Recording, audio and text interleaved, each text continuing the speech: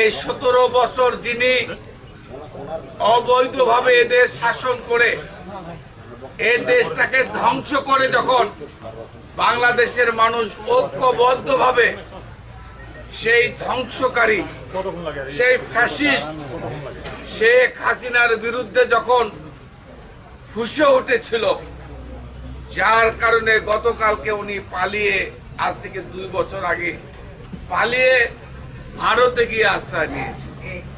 সে ভারতে বসে নতুন করে ষড়যন্ত্র শুরু করেছে, ষড়যন্ত্র চক্রান্ত করে বাংলাদেশের মানুষ আবারও ঐক্যবদ্ধ।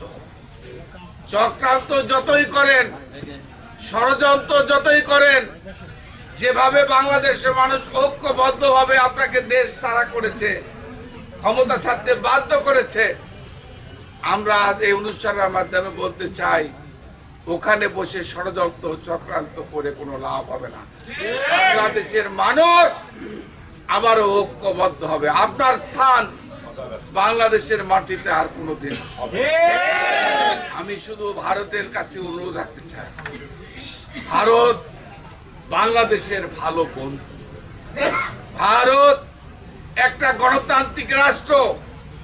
আমরা ভারতের কাছে অনুরোধ রাখতে চাই, এই ফ্যাসিস্ট অবৈধ সরকারকে আপনারা আশ্রয় প্রশ্রয় না দিয়ে আপনাদের সঙ্গে আমাদের যে বন্ধুত্বপূর্ণ সম্পর্ক সেটাকে বহাল রাখার জন্য হলেও শেখ হাসিনা ফ্যাসিস্টকে, খুনিকে বাংলাদেশের জনগণের কাছে আপনারা ফেরত দেবেন।